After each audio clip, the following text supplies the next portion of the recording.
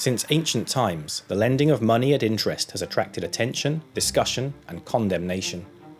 Aristotle wrote that interest, the birth of money from money, is the most unnatural way to accumulate wealth. By the 1700s and 1800s, the rise of economic thinking associated with figures such as Adam Smith, David Ricardo, and Karl Marx saw the development of new theories of the rate of interest. Some noted the similarity between interest on lending and the profits of enterprise, such as building a factory or embarking on a colonial expedition. In each case, a sum of cash is surrendered at one point in time on the expectation that a greater sum will be recouped in the future. And in both cases, there is a risk that some or all of one's money may be lost. Some theories of interest, therefore, emphasize the psychological aspects of lending or saving. In choosing not to spend on consumption now, people hope to consume more in the future. Interest thus appears to be the reward for patience or for abstinence. But others noted that in order to be patient with your wealth, you first need to be wealthy.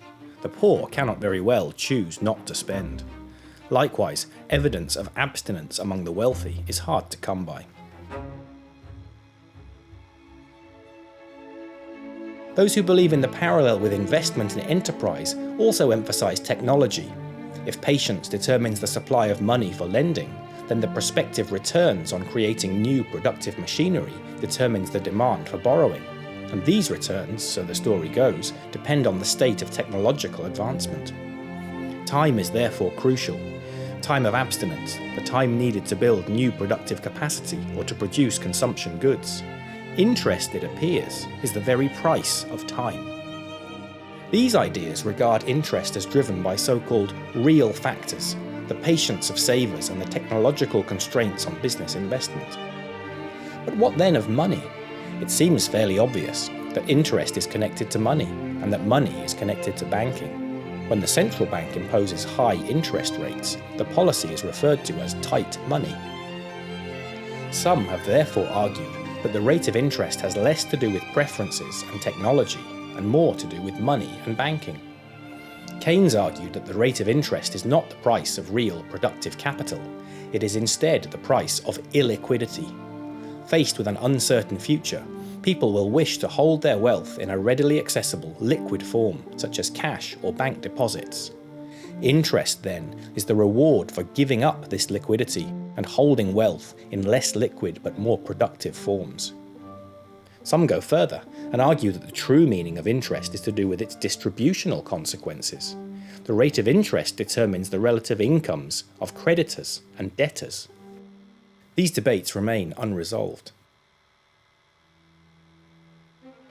The conventional view is that the natural rate of interest is determined by so-called real factors such as people's impatience, technological capacity, and demographics. In this view, the central bank should try to set the policy rate of interest equal to this natural rate. If it sets it lower than the natural rate, inflation will be the result. Others reject the idea of an unobservable magic number that somehow brings the whole economic system, the past and the future, into equilibrium. Instead, it is argued, the rate of interest is a policy tool set by publicly owned central banks, and it can be set at any one of a range of levels. The rate of interest should therefore be set such as to limit the incomes of the wealthy, to facilitate the flow of credit for socially useful activity, and to enable governments to undertake the investment needed to confront the threat of climate change.